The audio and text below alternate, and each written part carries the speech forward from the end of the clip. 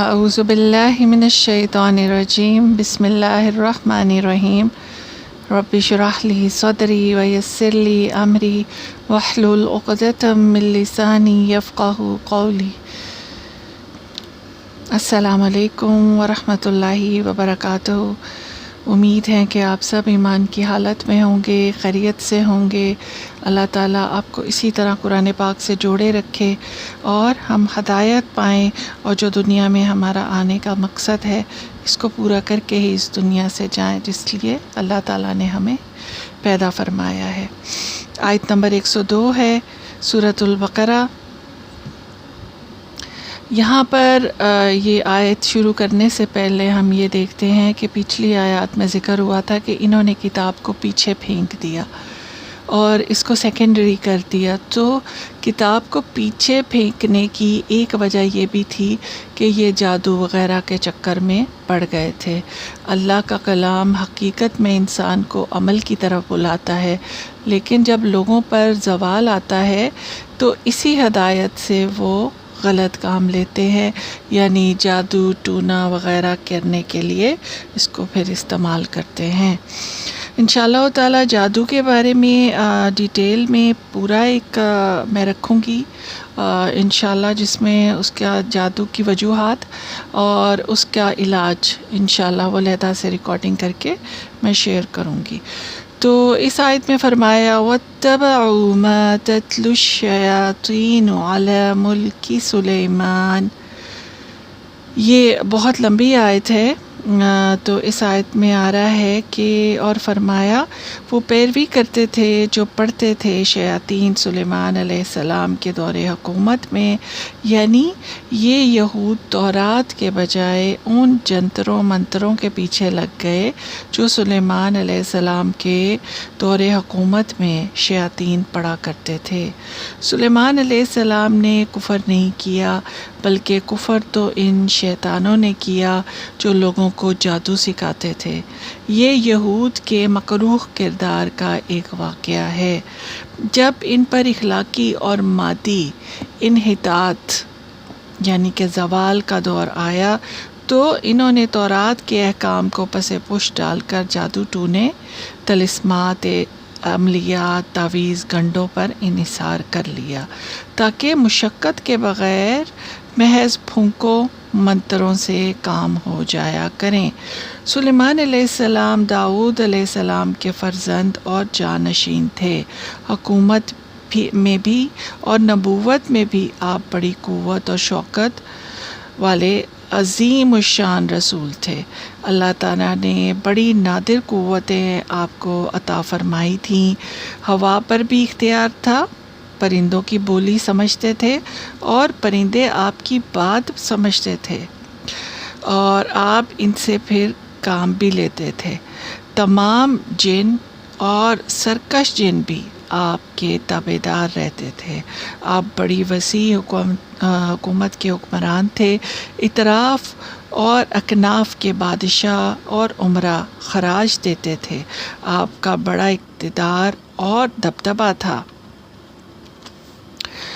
اور ایسے معجزات آپ کو عطا ہوئے تھے جو جادوگروں کی دسترس سے باہر تھے، یعنی کہ جادوگروں کو بھی اس پر جو تھی وہ اتنی قوت نہیں تھی۔ جنات سے سخت مشقت کا کام لیتے تھے۔ ہوائیں آپ کے لیے مسخر تھیں جو آن کی آن میں آپ کا تخت مہینوں کی مسافت پر پہنچا دیتی تھیں، یعنی کہ جیسے کہ اب آپ کا تیز ترین کوئی طیارہ ہو اور وہ ایک ملک سے لے کر دوسرے ملک میں گھنٹوں میں پہنچ جاتا ہے، تو اس طرح آپ کو جو تھے یہ ہوائیں آپ کے لیے مسخر تھیں جو آپ کو چند مطلب لمحوں میں ہی بہت لمبی لمبی مہینوں کی مسافتیں طے کروا دیتی تھی۔ جب آپ کو یہود کے انٹرسٹ کا یا رجحان کا علم ہوا کہ یہ لوگ جادو سیکھنے اور سکھانے میں مشغول ہیں، تو انہوں نے جادوگروں سے تمام جادو کی کتابیں چھین لیں اور ان کتابوں کو ایک صندوق میں بند کر کے اپنے تخت کے نیچے زمین میں دبوا دیا۔ اور یہاں یہ روایت ہے کہ یہ میں آپ کو تفسیر القرآن سے بتا رہی ہوں، یہاں یہ روایت ہے کہ ان کتابوں کو داخل دفتر کر دیا۔ بہرحال جب سلیمان علیہ السلام کا انتقال ہو گیا تو ان شیطان یہودیوں نے کہا کہ سلیمان علیہ السلام تو یہ سب جادو کے زور پر کرتے تھے، دیکھ لو ان کے دفتر میں جادو کی بے شمار کتابیں موجود ہیں۔ اللہ تعالیٰ نے ان شیطانوں کی بات کی تردید کرتے ہوئے فرمایا وَمَا كَفَرَ سُلَيْمَانُ وَلَكِنَّ الشَّيَاطِينَ كَفَرُوا، اور نہیں کفر کیا سلیمان نے، لیکن کفر تو وہ شیاطین کرتے جو لوگوں کو جادو سکھاتے تھے۔ جس فتنہ کو روکنے کے لیے سلیمان علیہ السلام نے سد باب کیا تھا، یعنی انہوں نے یہ راستہ نکالا تھا کہ جادو کی کتابیں چھپا دی جائیں، ان یہودیوں نے یہ مکر و الزام انہی کے سر تھوپ دیا اور ان پر یہ لگایا کہ یہ جادو کرتے تھے، اور اس طرح انہوں نے جنوں کو قابو میں کیا ہوا تھا۔ آگے فرمایا وَمَا أُنزِلَ عَلَى الْمَلَكَيْنِ بَابِلَ ہاروت و ماروت، اور جو نازل کیا گیا تھا اوپر ہاروت اور ماروت کے بابل شہر میں۔ درس قرآن سے ہے کہ سلیمان علیہ السلام کے زمانے میں جادو کا زور تھا، جنات شیاطین آسمانوں سے ایک آدھی بات سن آتے اور اپنے کاہنوں کو بتا دیتے تھے، کاہن اس میں جھوٹ ملا کر لوگوں سے بیان کرتے، لوگ اپنی کتابوں میں لکھ لیتے۔ آخر کار بنی اسرائیل کا یہ عقیدہ ہو گیا کہ جنات شیاطین غیب دان ہوتے ہیں، یعنی یہ غیب کا علم رکھتے ہیں۔ جب سلیمان علیہ السلام کو اس بات کی اطلاع ہوئی تو آپ نے اس قسم کی سب بیازوں کو جمع کر کے ایک صندوق میں بند کر کے اپنے تخت کے نیچے دفن کر دیا، اور ان کی وفات کے بعد شیطانوں نے لوگوں کو بہکایا کہ سلیمان علیہ السلام نبی نہیں تھے نعوذ باللہ، بلکہ جادو کے زور سے حکومت کرتے تھے۔ چنانچہ حضور صلی اللہ علیہ وآلہ وسلم کے زمانے تک بنی اسرائیل یہی سمجھتے رہے اور کہنے لگے کہ آپ صلی اللہ علیہ وسلم سلیمان علیہ السلام کو انبیاء کی فہرست میں شمار کرتے ہیں، حالانکہ وہ جادوگر تھے۔ اس پر اللہ تعالیٰ نے یہ آیات نازل فرمائیں کہ بنی اسرائیل نے اس سحر اور کفر کی پیروی کی جو سلیمان علیہ السلام کے دور میں شیاطین جن اور انس پڑا کرتے تھے۔ معرف نبوت اور احکام الہی سے اس کا کوئی تعلق نہیں، یہ وہی سحر تھا جو متواتر چلا آ رہا ہے، اور انہی یہود نے نبی صلی اللہ علیہ وسلم پر سحر کیا تھا، یعنی جادو کیا تھا۔ یہی لوگ اس سحر کا اتباع کرتے تھے۔ اس سے اگلے جملے کی تفسیر میں بڑا اختلاف ہے، اور وہاں آتا ہے کہ وما انزل علی الملکین من بعد، مفسرین نے کہا کہ ما کا مطلب نہیں ہے، یعنی نہیں نازل کیا اوپر دو فرشتوں ہاروت اور ماروت کے، مگر قرآن کا سیاق اس کی تائید نہیں کرتا۔ احسن البیان سے ہے کہ اس آیت کی تفاسیر میں اسرائیلی روایات کی بھرمار ہے، کوئی صحیح مرفوع روایت اس بارے میں ثابت نہیں۔ اللہ تعالیٰ نے اختصار یعنی پریسائسلی یہ واقعہ بیان کیا ہے، ہمیں اسی حد تک ایمان رکھنا چاہیے، اس سے آگے جو ہیں ان تعویلوں میں نہیں پڑھنا چاہیے۔ قرآن کے الفاظ سے یہ ضرور معلوم ہوتا ہے کہ اللہ تعالیٰ نے شہر بابل میں ہاروت اور ماروت دو فرشتوں پر جادو کا علم نازل فرمایا تھا، اور اس کا مقصد یہ معلوم ہوتا ہے کہ لوگوں کو بتائیں کہ انبیاء علیہ السلام کے ہاتھوں پر ظاہر ہونے والے معجزے جادو سے مختلف ہوتے ہیں۔ جادو یہ ہے جس کا علم اللہ تعالیٰ کی طرف سے دو فرشتوں کو عطا کیا گیا۔ اس دور میں جادو عام تھا اور شیطانوں نے لوگوں کو بہکا کر یہ مشہور کر دیا تھا کہ نعوذ باللہ سلیمان علیہ السلام نبی نہیں تھے بلکہ جادوگر تھے، شعبدہ باز تھے، نعوذ باللہ۔ اسی مغالطے سے بچانے کے لیے اور بطور امتحان فرشتوں کو نازل فرمایا گیا۔ دوسرا مقصد بنی اسرائیل کی اخلاقی گراوٹ کی نشاندہی معلوم ہوتا ہے۔ وہ لوگ جادو سیکھنے کے لیے جوک در جوک فرشتوں کے پاس جاتے تھے، جبکہ فرشتے وہی جو تھے فرشتے جن کا ذکر آیا ہے ان کے پاس جاتے تھے، لیکن فرشتے ان کو خبردار کرتے تھے کہ جادو سیکھنا کفر ہے، ہم تمہاری آزمائش کے لیے بھیجے گئے ہیں، لہٰذا تم کفر نہ کرو۔ مگر باوجود خبردار کر دینے کے وہ لوگ ان سے جادو سیکھتے تھے، بلکہ جادو سیکھنے کے لیے ٹوٹے پڑتے تھے۔ درس قرآن سے ہے کہ جب کوئی ان فرشتوں کے پاس جادو سیکھنے آتا تھا تو وہ پہلے اس پر یہ واضح کر دیتے تھے کہ جادو پر اعتقاد کرنا، اس پر عمل کرنا کفر ہے، ہم تو محض اس لیے بھیجے گئے ہیں تاکہ ساحر کے جادو اور نبی کے معجزے کا فرق لوگوں پر واضح کر دیں، لہٰذا جو جادو ہم تم کو بتلائیں ان کو ناجائز استعمال نہ کرنا، ہم تمہارے لیے آزمائش کا ذریعہ ہیں، جادو کے پیچھے پڑ کر ایمان اپنا خراب نہ کر لینا۔ اس تنبیہ کے باوجود، یعنی کہ اس وارننگ کے باوجود وہ لوگ جادو سیکھتے تھے اور ناجائز استعمال کرتے تھے۔ آیت میں ہے ما یغرقون بہ بین المرء وزوجہ، یعنی جادو استعمال بھی کہاں کرتے تھے، زیادہ تر جو کرتے تھے وہ خاوند اور بیوی کے درمیان جدائی ڈلواتے تھے، اور یہ نہایت تباہ کن شر انگیز فتنہ ہے۔ اس کے متعلق امام مسلم کی صحیح حدیث ہے جو ابن کثیر میں بھی آپ دیکھ سکتے ہیں، مگر اس جادو سے وہ اللہ تعالیٰ کے حکم کے سوا کسی کو کوئی نقصان نہیں پہنچا سکتے تھے، یعنی یہ جادو بھی اس وقت تک کسی کو نقصان نہیں پہنچا سکتا جب تک اللہ کی مشیت اور اس کا اذن نہ ہو، پھر اس کے سیکھنے کا کیا فائدہ، گناہ بھی مول لو اور اللہ کے حکم کے بغیر کوئی فائدہ بھی نہ ہو۔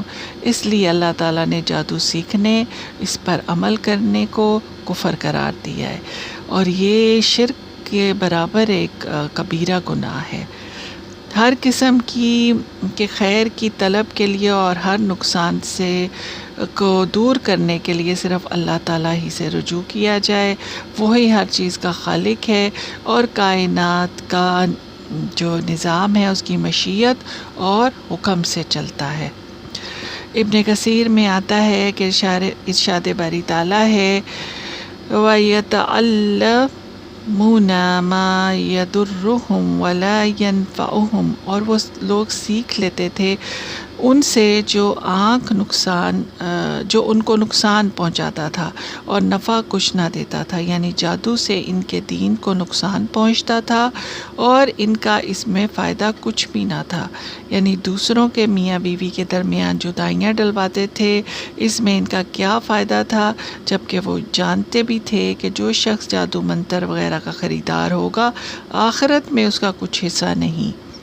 یعنی ان یہودیوں کو علم تھا کہ جنہوں نے رسول اللہ صلی اللہ علیہ وسلم کی اتباع کرنے کے بجائے جادو کو اختیار کیا ہے تو اس کا آخرت میں کچھ حصہ نہیں ہوگا، اور کچھ حصہ نہ ہونے کا مطلب جنت ہی تو ہے، اور فرمایا وَلَبِئْسَ مَا شَرَوْا بِهِ أَنفُسَهُمْ، اور بہت برا ہے جس چیز کے بدلے انہوں نے اپنی جانوں کو بیچ ڈالا۔ یعنی یہودی ان سب باتوں کو اچھی طرح جانتے تھے لیکن عمل علم کے خلاف کرتے تھے، تدبر سے کام نہیں لیتے تھے۔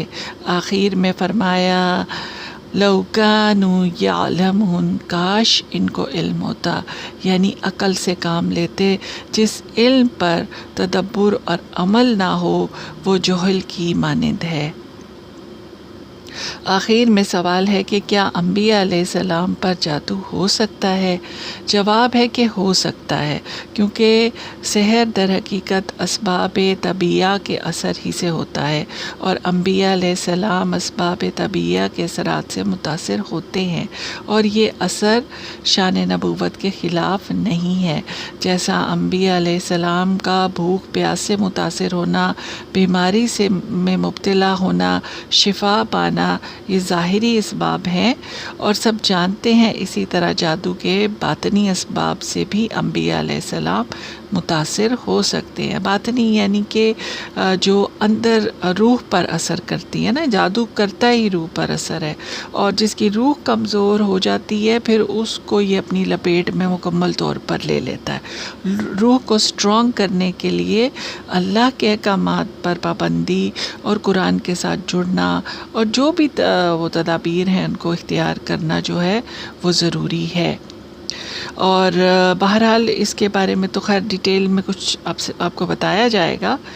تو یہ انبیاء علیہ السلام متاثر ہو سکتے ہیں، جیسے رسول اللہ صلی اللہ علیہ وسلم پر یہودیوں نے جادو کیا اور اس کے آثار بھی ظاہر ہوئے، پھر بذریعہ وحی اس جادو کا پتہ لگا، پھر اس کا ازالہ کیا گیا۔ یہ احادیث صحیحہ سے ثابت ہے۔ اسی طرح موسیٰ علیہ السلام کا سحر سے متاثر ہونا خود قرآن میں مذکور ہے، سورہ طٰہٰ میں ہے، آیت نمبر 66 میں آتا ہے، یعنی ان کو موسیٰ علیہ السلام کو خیال ہوا کہ رسیاں جو ہیں رسیوں والے اور لاٹھیاں جادو کے اثر سے دوڑ رہی ہیں، یعنی ان کو وہ سانپ نظر آ رہے تھے بھاگتے دوڑتے۔ اور یہ آیت نمبر پھر 67 میں آتا ہے، پس محسوس کیا موسیٰ علیہ السلام نے خوف اپنے دل میں۔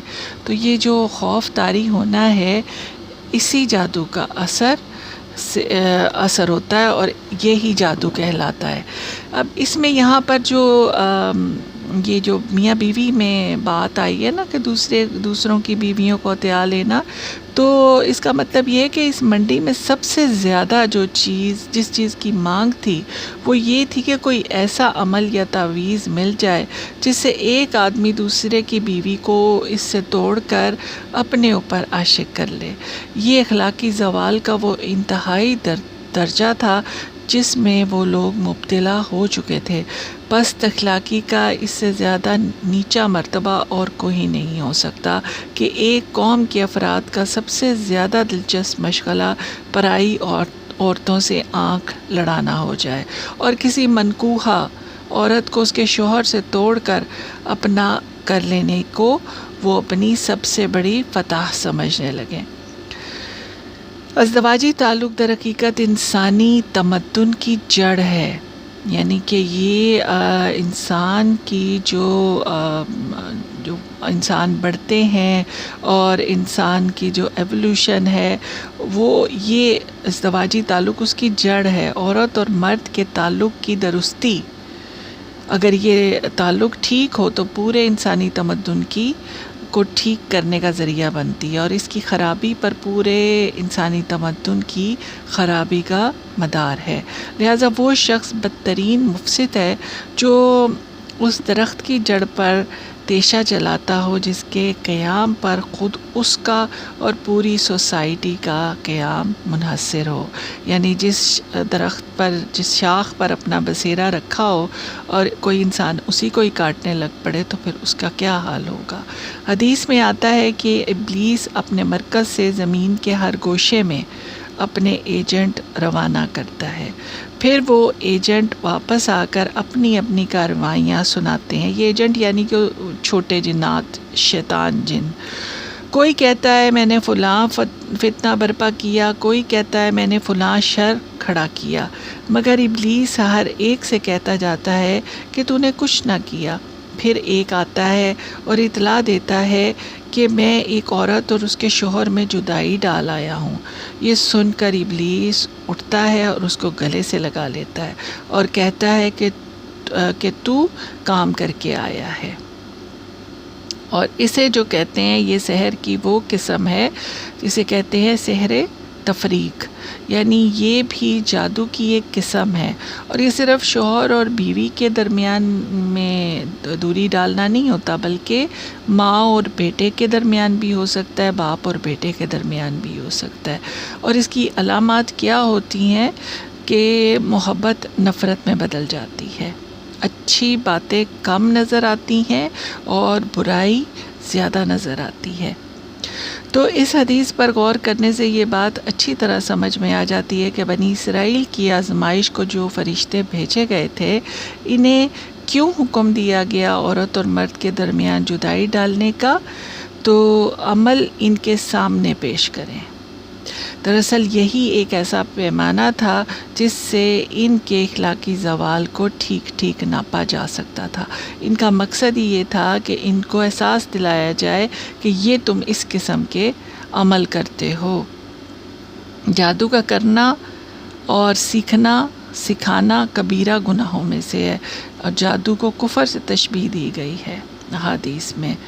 تو لیکن اللہ تعالیٰ نے ہر چیز کا علاج اتارا ہوا ہے، اور وہ قرآن پاک سے ہی ہمیں ملتا ہے۔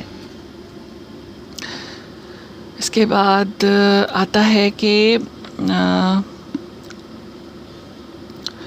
یہ میاں بیوی میں درمیان جدائیاں ڈلواتے تھے۔ اس میں ان کا کیا فائدہ تھا، جبکہ وہ جانتے بھی تھے کہ جو شخص جادو منتر وغیرہ کا خریدار ہوگا، آخرت میں اس کا کوئی حصہ نہیں ہوگا۔ آیت نمبر 103 ہے، اور ابن کثیر سے آتا ہے وَلَوْ أَنَّهُمْ آمَنُوا وَاتَّقَوْا لَمَثُوبَةٌ مِّنْ عِندِ اللَّهِ خَيْرٌ لَوْ كَانُوا يَعْلَمُونَ۔ اگر وہ ایمان اور تقوی اختیار کرتے تو اللہ کے ہاں اس کا جو بدلہ ملتا وہ ان کے لیے زیادہ بہتر تھا، کاش انہیں خبر ہوتی۔ یعنی کہ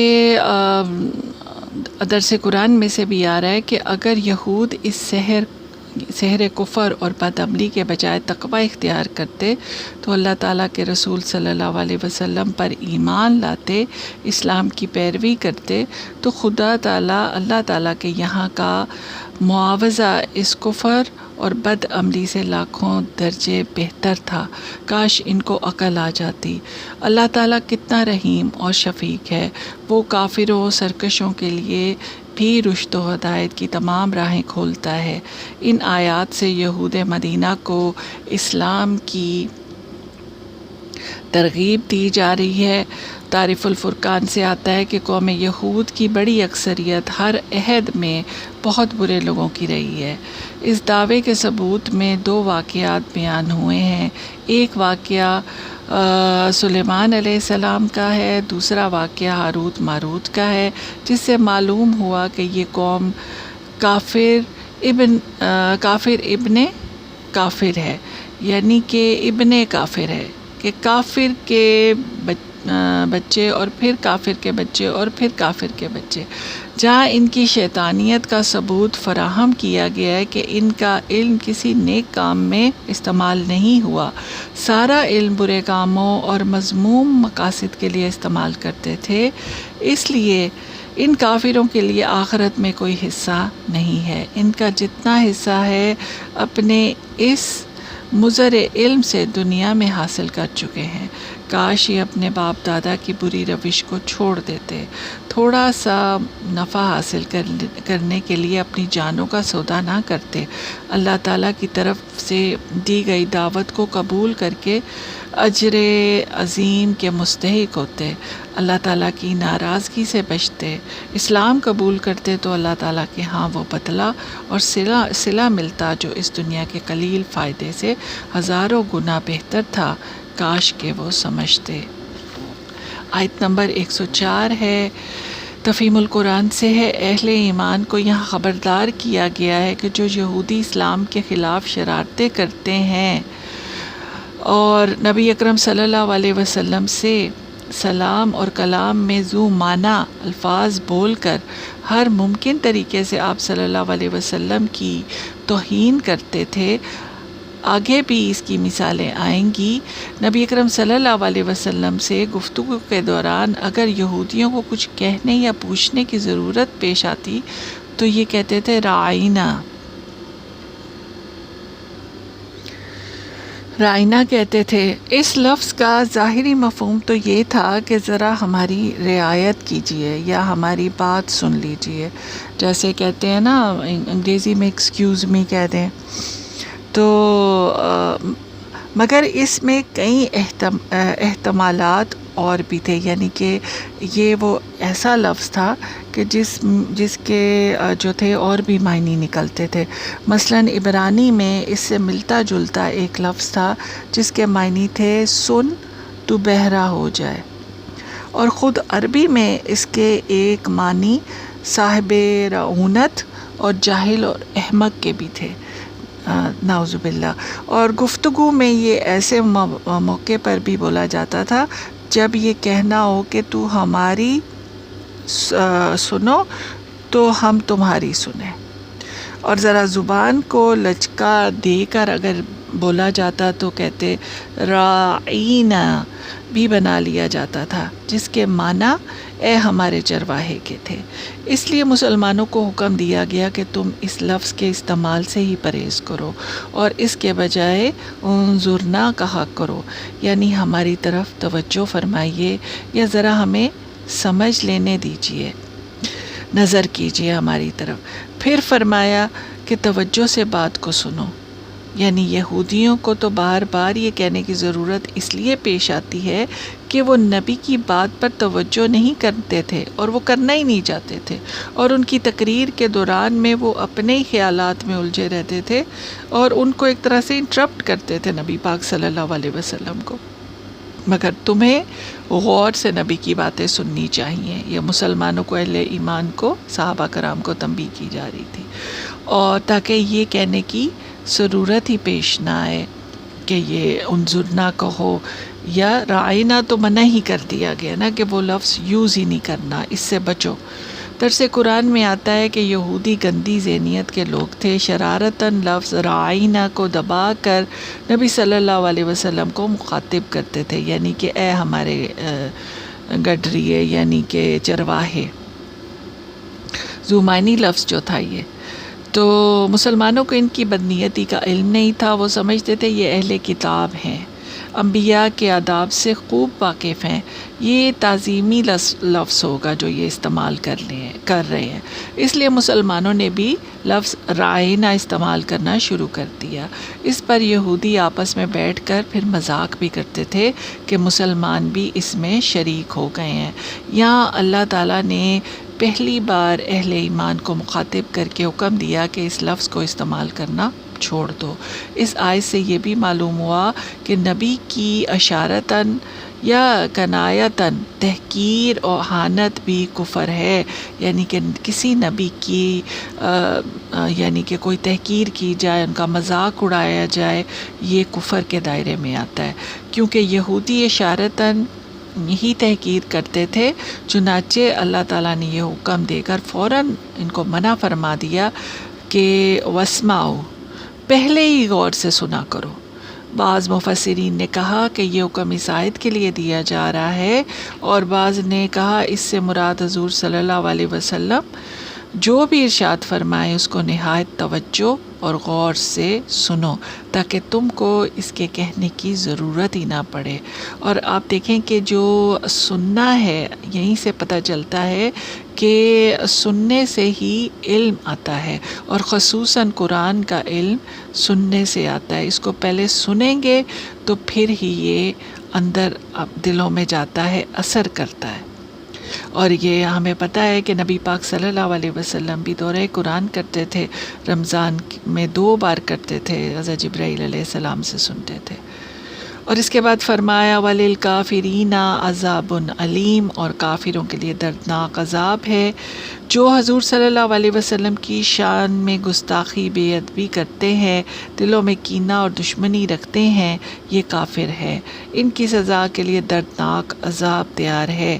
مفسرین نے لکھا ہے کہ اللہ تعالیٰ نے یا ایھا الذین آمنوا کہ یہ الفاظ 88 جگہ خطاب فرمائے ہیں، 88 بار یہ قرآن میں آئے ہیں۔ اس آیت میں یہ پہلا موقع ہے، پہلی آسمانی کتابوں میں اللہ تعالیٰ صرف انبیاء علیہ السلام کو خطاب فرماتے تھے کہ اپنی امت کو یہ احکام پہنچا دیں، تو یہ مخاطبت اس امت کے لیے شرف اور بزرگی کا باعث ہے۔ وہیں امت پر لازم ہے کہ قرآن میں جہاں بھی ان الفاظ سے مخاطب کیا جائے، یعنی کہ یا ایھا الذین آمنوا، تو پوری توجہ سے سنیں اور دل و جان سے اس حکم کی پیروی کریں۔ احسن البیان سے ہے کہ اس آیت سے یہ مسئلہ ثابت ہوا کہ کفار کے اقوال اور افعال سے بچا جائے، ان کی مشابہت اختیار نہ کی جائے، جو ان کی مشابہت اختیار کرے گا انہی میں سے ہوگا۔ جیسے کہ ابو داؤد کی حدیث میں آتا ہے کہ جو بھی ان کی شباہت اختیار کرے گا وہ انہی میں سے ہو جائے گا، جو بھی جس قوم کی مشابہت کرے گا وہ اسی میں سے ہو جائے گا۔ یہاں پر ہم یہ دیکھتے ہیں کہ جب کسی کی زندگی میں قرآن آ جائے تو ہونا تو یہ چاہیے کہ سب ایسے شخص کا دل رکھیں کہ وہ ایسا اچھا کام کر رہا ہے کہ وہ اللہ کے کلام کے ساتھ جڑا ہے، لیکن ایسا نہیں ہوتا۔ جیسے کہ یہ نبی پاک صلی اللہ علیہ وسلم ان کو ہدایت ہی بتاتے تھے نا، قرآن کی آیات بتاتے تھے، لیکن اس کے باوجود وہ ان کو کیسے کیسے نام ذو معنی سے پکارتے تھے۔ تو اسی کانٹیکسٹ میں یہ دیکھا جاتا ہے کہ جو بھی آج بھی قرآن کو اٹھاتا ہے، یہ کام کرنے لگتا ہے، تو جیسے ہی اپنے آپ کو بدلنے کی کوشش کرتا ہے تو اسے طعنہ دیا جاتا ہے کہ رہنے دو، ہم جانتے ہیں آپ کو بہت اچھی طرح، کیا کیا پہلے کر چکے ہیں آپ۔ یا جیسے کہ خواتین پڑھتی ہیں تو انہیں کہا جاتا ہے کہ ہاں ہمیں پتہ ہے کہ پہلے آپ کیا کر چکی ہیں، پہلے ایک خول چڑھا رکھا تھا، اب آپ نے یہ خول چڑھا لیا ہے تو جلدی یہ بھی اتر جائے گا۔ ایسا لگتا ہے کہ ایسے شخص کو بھول چوک کر غلطی کرنے کی بھی اجازت نہیں ہوتی، یعنی کہ کوئی اس کے لیے مارجن نہیں دیتے، یعنی کہ اس کو اس طرح سے لیتے ہیں کہ اب اگر اس نے قرآن پڑھنا شروع کیا ہے تو یہ پھر اب انسان کے دائرے سے نکل کے شاید کوئی بہت فرشتوں کے ساتھ جا ملے گا، تو اس لیے اس کو کوئی مارجن نہیں دیا جاتا، اس کی چھوٹی چھوٹی غلطیوں کو ہائی لائٹ کیا جاتا ہے۔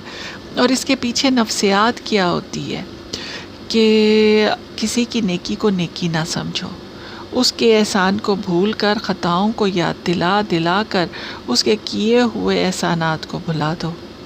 کسی کی حیثیت ماننے کے لیے جب یہ خیال آتا ہے نا کہ اپنی حیثیت کم ہوتی محسوس ہوئے، تو یہ ہے وہ نفسیات، اور یہود کا معاملہ بھی یہی تھا۔ یعنی کہ وہ کہتے ہیں نا کہ کسی کی جب تعریف کی جاتی ہے تو اگر کسی کو یہ محسوس ہوتا ہے کہ اب میری بے عزتی ہو رہی ہے تو خواہ میں، تو یہ وہی نفسیات ہے جو یہود کی بھی تھی۔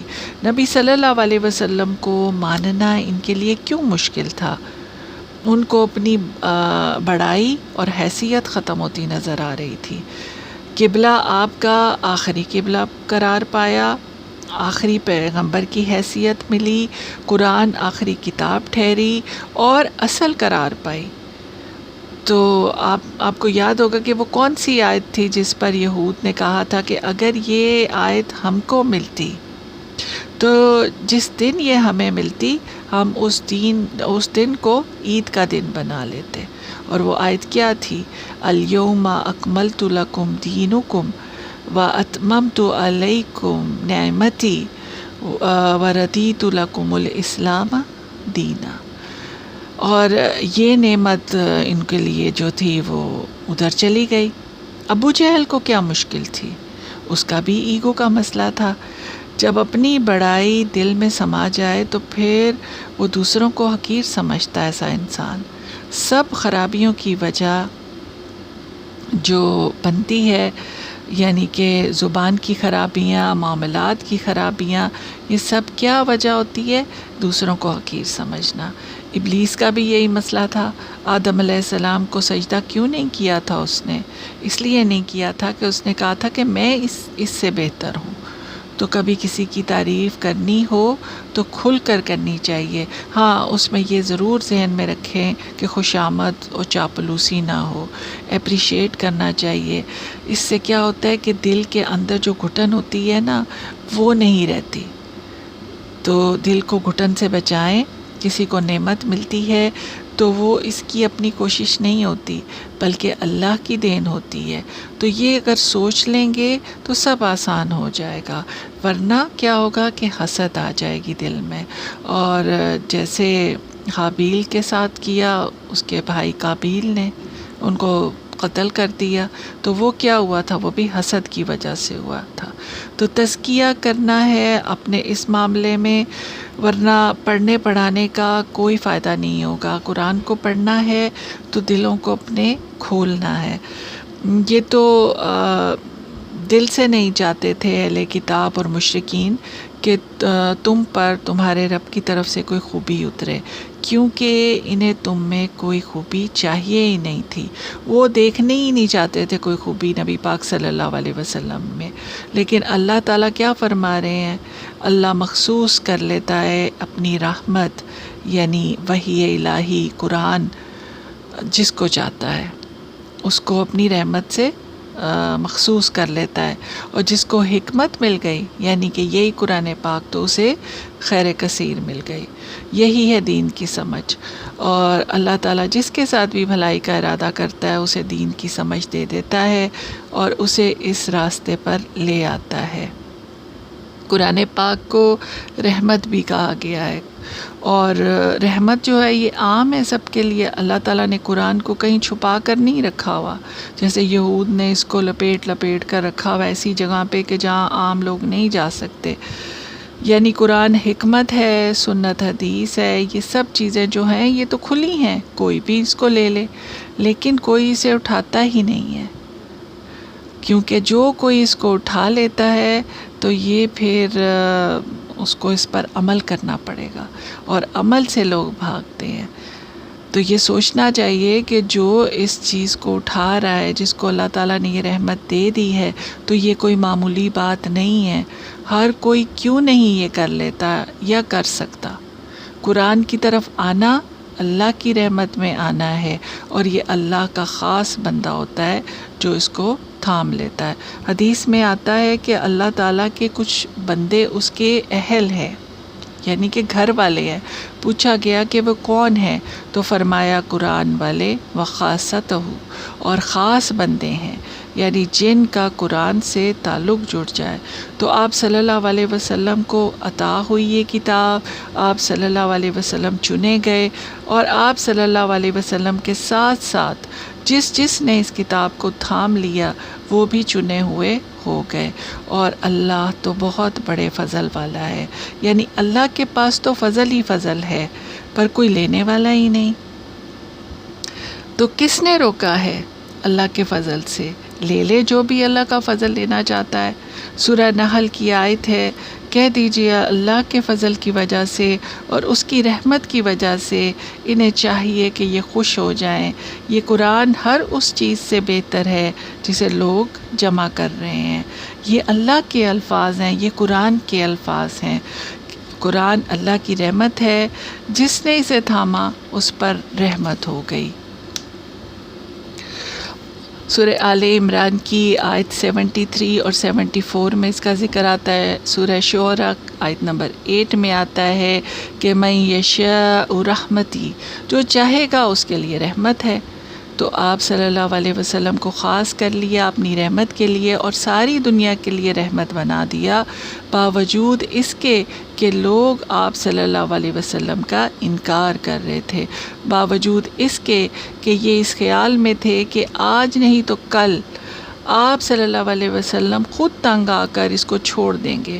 سب کچھ آپ صلی اللہ علیہ وسلم کا مشن خراب ہو جائے گا، اور انتظار میں تھے کہ دیکھتے ہیں کہ کب ختم ہوتا ہے. حاسد جو ہوتے ہیں وہ نعمت چھننے کا ہی تو انتظار کر رہے ہوتے ہیں کہ کب یہ سب اس سے چھن جائے. تو تعریف تو دور کی بات، مدد تو دور کی بات، وہ تو چاہتے ہیں کہ ختم کب ہوں، کب یہ معاملہ لپیٹ دیا جائے۔ اسی لیے کبھی جادو کر رہے ہیں، کبھی زہر پلا رہے ہیں، کبھی سب کو آپ صلی اللہ علیہ وسلم کے خلاف اکٹھا کر کے ان کو کہہ رہے ہیں کہ آؤ اس سے جنگ کریں، اس کو ختم کریں۔ تو یہ جڑیں کاٹنے والے لوگ تھے۔ اللہ تعالیٰ جس سے بھلائی کا ارادہ کر لے تو اس سے پھر کوئی ٹال نہیں سکتا، اور جسے اللہ دے اسے تو کوئی روک ہی نہیں سکتا کہ اسے روکے کسی چیز سے، اور جس سے تو روک لے، یعنی کہ اللہ تعالیٰ جس سے روک لے تو اسے کوئی دے نہیں سکتا۔ اس لیے اپنے دل کو، جو بھی قرآن پڑھ رہے ہیں، میں اپنے آپ سے بھی مخاطب ہوں اور جو سننے والے ہیں ان سے بھی مخاطب ہوں کہ جو بھی قرآن کو پڑھنے والے ہیں، سننے والے ہیں، سیکھنے والے ہیں، وہ اپنے دل کو مطمئن رکھے اور خوشیاں منائیں کہ یہ نعمت، یہ فضل، یہ رحمت آپ کو ملا ہے۔ تو یہ تو ایک جنرل جو ہے کانٹیکسٹ تھا، یعنی کہ اب اس رحمت کو بلیسنگ سمجھیں، اور اللہ تعالیٰ کا یہ جو مقصد ہے اس سب کا وہ یہ ہے کہ شکر ادا کرتے رہنا چاہیے، اور یہ ہمیشہ ذہن میں رکھے ان مع العسر یسرا، کہ بے شک تنگی کے ساتھ ہی آسانی ہے۔ یہ نہیں ہے کہ تنگی کے بعد آسانی ہے، بلکہ تنگی کے ساتھ ہی آسانی ہے۔ تو اس راہ میں مشکلات آئیں گی، لوگوں کی باتیں بھی سننی پڑیں گی۔ نبی پاک صلی اللہ علیہ وسلم نے تو پتھر کھائے تھے اور وہ سر سے لے کے پاؤں تک خون ان کا بہتا تھا۔ تو یہ تو مشکلات آئیں گی، لیکن جو مشکلات اللہ کی راہ میں آئیں، قرآن کو تھام کر آئیں، تو یہ پھر رحمت ہے۔ اس میں کبھی بھی ناشکری نہیں ہونی چاہیے۔ جتنی قدر کریں گے، جتنا شکر ادا کریں گے، یہ اتنی اور زیادہ نصیب ہوگی۔ جیسے کہ اللہ تعالیٰ فرماتے ہیں کہ تم شکر ادا کرو تو میں تمہیں مزید دوں گا۔ تو شکراً یا ربی شکراً، ہدایت قلبی شکراً۔ اللہ کا بہت شکر ہے کہ اللہ تعالیٰ نے یہ نعمت عطا فرمائی ہے۔ آج کا یہ درس یہاں پر مکمل ہوا، انشاءاللہ اگلی آیات شیئر ہوں گی۔ ربنا تقبل منا انک انت السمیع العلیم وتب علینا انک انت التواب الرحیم۔ سبحانک اللہم وبحمدک، اشہد ان لا الہ الا انت، استغفرک واتوب الیک۔ الہی آمین۔